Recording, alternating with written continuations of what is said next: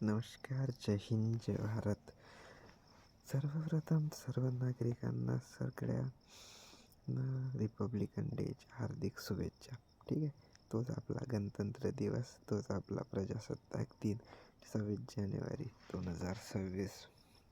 ठीक आहे, सर्वप्रथम सगळ्यांना भारतीय असल्याचा गौरवान्वित करणारा एक राष्ट्रीय सण म्हणून आपण 26 जानेवारी आपण मनवत असतो. ठीक आहे, 26 जानेवारी लाल किल्ल्यावर कर्तव्यपथवर फक्त झेंडा फडकवून किंवा प्रमुख अतिथी ॲज अ फॉरेनचे डेलिगेट बोलवून, ठीक आहे, किंवा आपण तिथं आपल्या डायव्हर्सिटी इन युनिटीमध्ये म्हणून भारताचं as a global standard develop करणं, दाखवणं म्हणजे प्रजासत्ताक नाही. आपण ॲज अ आपल्या ज्या स्वातंत्र्य सेनानींनी, ज्या स्वातंत्र्यवीरांनी ज्या आपल्या देशाला स्वातंत्र्य निर्माण करून दिलं, ठीक आहे, त्याच्यासाठी एक आपल्या मनातून एक भावना आणि एक राष्ट्रप्रेम ज्या पद्धतीनं आपण व्यक्त करू शकतो, त्याच्यातला एक प्रमुख दिवस म्हणजे 26 जानेवारी. ठीक आहे, या दिवसाचं बहुत महत्त्व आहे. ठीक आहे, ते मी सांगण्याचं मुलांना माहीतच आहे. ठीक आहे, अल्टिमेट आपल्याला एकच गोष्टीचा विचार करणे आहे का देश ह्या कुणा एकाचा नसतो. देश हा आपला 29 राज्य 7 केंद्रशासित प्रदेश मिळून बनलेला आहे. ठीक आहे, सोबतच जे लोक भारताच्या बाहेरसुद्धा ते सुद्धा आपलेच लोक आहेत, त्यांच्या मिळून सुद्धा आपला बनला आहे. ठीक आहे, देश कोई माटी का तुकडा नाही आहे, तो बनला आहे ते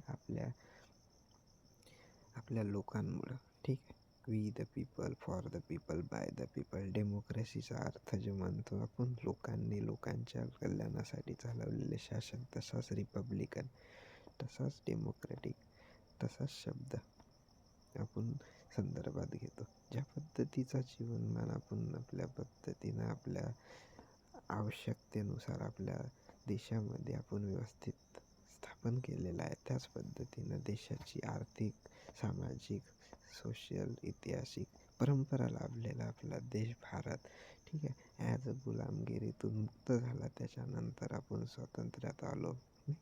पारतंत्र्यातून स्वातंत्र्यात येण्याचा प्रवास ॲज अ आपल्या हुतात्मे जे आपले स्वतःचे प्राण अर्पण केले देशाच्या स्वातंत्र्य लढ्यासाठी, त्यांना ॲज आपण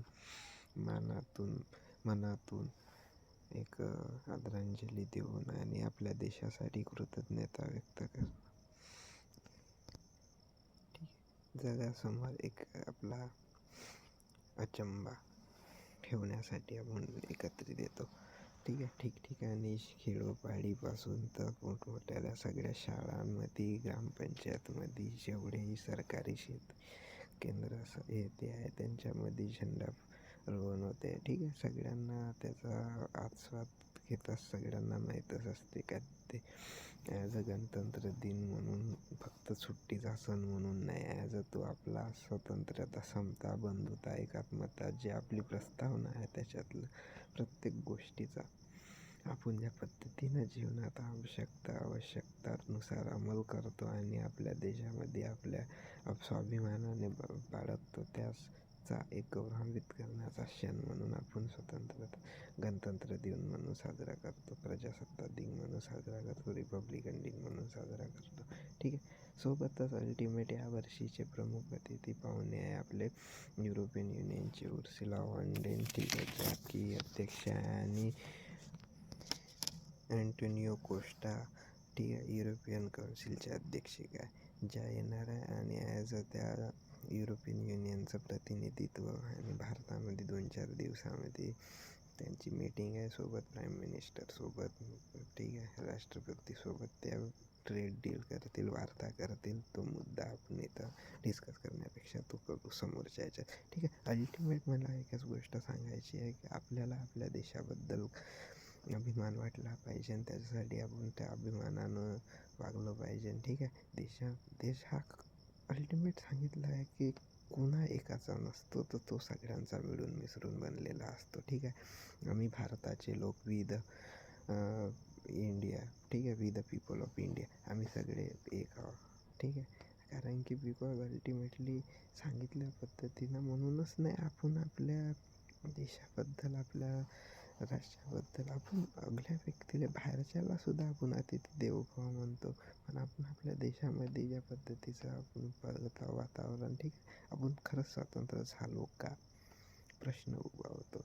आपण स्वतंत्र कशातून व्हायला पाहिजे, आपण विचारातून, आपण ज्या आपल्या कल्पना होत्या, मानसिकता होत्या, त्याच्यातून स्वतंत्र व्हायला पाहिजे. आपण रिलिजन, कास्टिझम, ठीक आहे, रेसिझम, ठीक आहे, वादविवाद, भेदभाव याच्यातून स्वतंत्र व्हायला पाहिजे.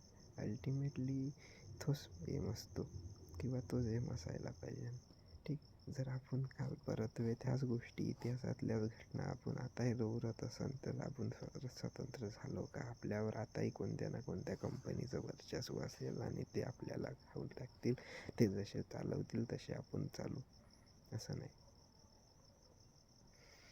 देशाचा गौरव, देशाचा अभिमान बाळगण्यासाठी आपल्याला आपल्या देशासोबत एकनिष्ठ राहणं आणि देशाच्या ज्या प्रस्तावनामध्ये जेवढे महत्त्वाचे शब्द टाकले आहे, ब्रदरहूड, ठीक आहे, fraternity, liberty, equality, sovereignty, republic, sovereign, independent, ठीक आहे, समानता, बंधुता, न्याय, संगत व्यवस्था, ह्या भरपूर साऱ्या गोष्टी आहेत, ज्या गोष्टी, प्रत्येक गोष्टीचा एवढा डीपली मिनिंग आहे का अल्टिमेट आपण विचारसुद्धा करू शकत नाही.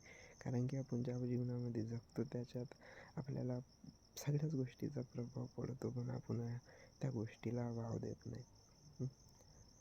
जशी दुनिया चालली तशा पद्धतीनं आपण चालतो. आपलं खूप मोठा इतिहास लाभलेला आहे, खूप मोठा समाजशास्त्र लाभलेला आहे, ठीक आहे. इकॉनॉमी तर आपण डेलीच्या पद्धतीनं आपण चौथी अर्थव्यवस्था बनलो आहोत, ठीक आहे.